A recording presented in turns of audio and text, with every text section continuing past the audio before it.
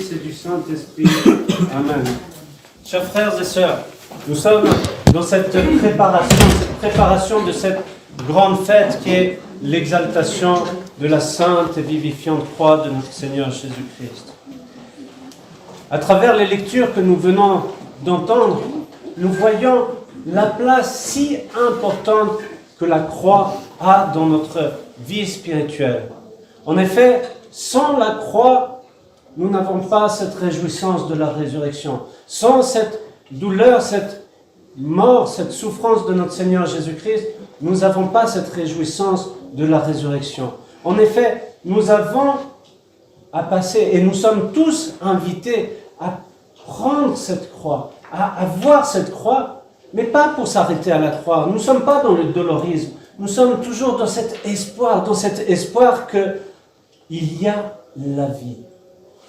Et nous voyons à travers cette marque de la croix tout cet amour que Dieu a pour chacun d'entre nous.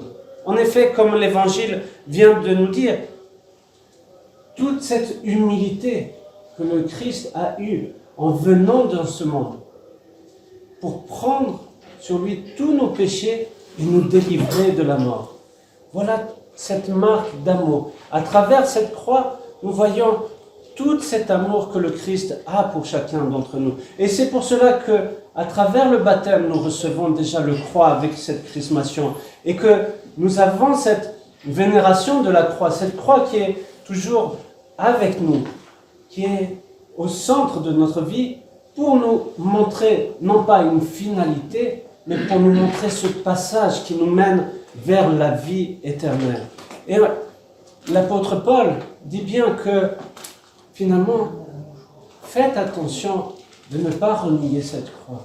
Faites attention que cette croix que vous avez reçue au baptême, n'ayez pas cette honte de rougir devant cette croix. Que dès qu'il y a quelqu'un qui essaye finalement de nous détourner de cette croix, que nous n'ayons pas cette peur, que nous avons à porter notre croix. C'est pour cela qu'au baptême aussi, nous avons reçu cette croix que nous portons. Et le prêtre porte cette croix aussi pour montrer que le prêtre englobe toute la paroisse, tous les fidèles, tous les paroissiens, et que nous montons sur cette croix avec le Christ.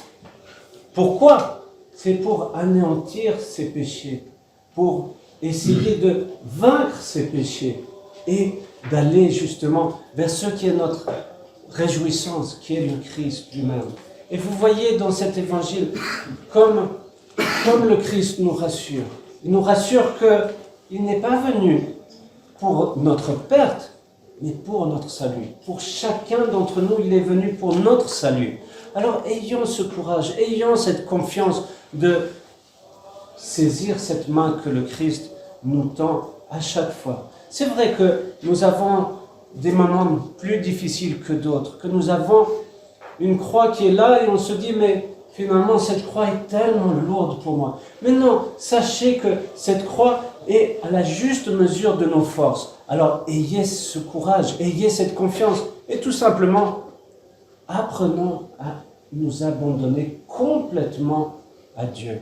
Bien sûr que nous avons à agir dans notre vie, mais si on le fait sans le Christ, alors nous oublions tout.